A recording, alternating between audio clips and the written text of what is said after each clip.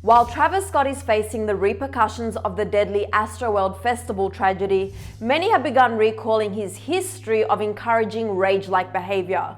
We're taking a closer look at instances where Travis willingly put his fans in grave danger.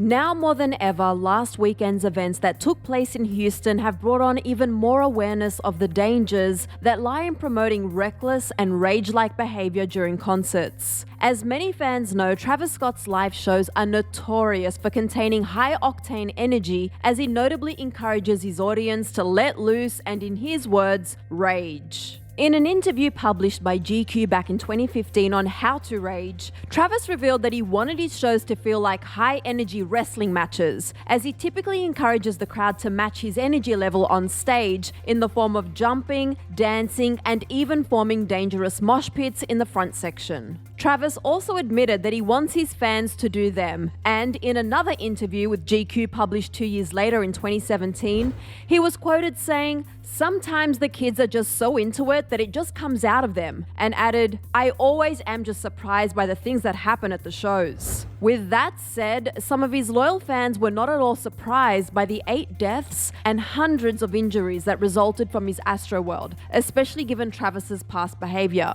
As we previously reported, back in 2015 when Travis performed a set at a Switzerland music festival, a fan reportedly attempted to steal his shoe while crowd surfing, to which Travis urged the crowd to beat him up. Travis could be heard screaming into the mic, "Get that and him up."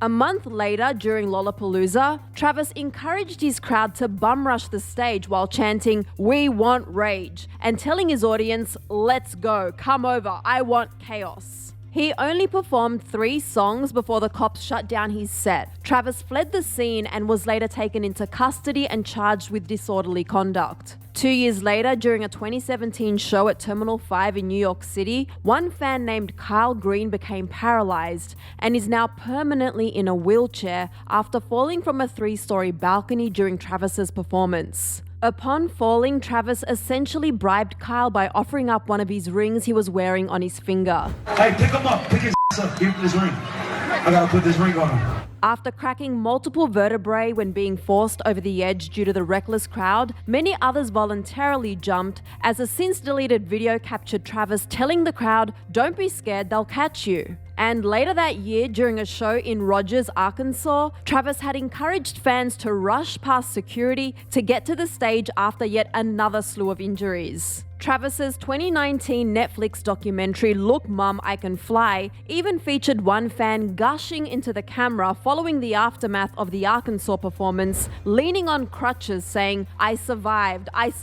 it's all good."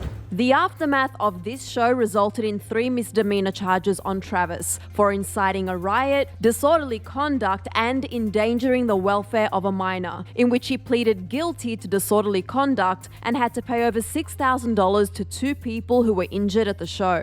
People can only assume that these harrowing events over the past years have contributed to what led to such extreme consequences, as adequate safety precautions were not taken during the Astroworld Festival, as thousands have been deeply affected by last weekend's events. As always, we continue to keep the families and loved ones of the victims in our thoughts and can only hope that much more serious measures are taken to protect the lives of concert goers in the future. To see what Travis Scott's ex-manager had to say about Travis and the incident at Astroworld, click right over here for another clever video. Then be sure to let me know your thoughts on Travis's past behavior and if you think this contributed to the events that took place at Astroworld in the comments section below. I'm your host, Susan Morad. You can find me on socials at Susan_Morad. I'll catch you later. Bye guys.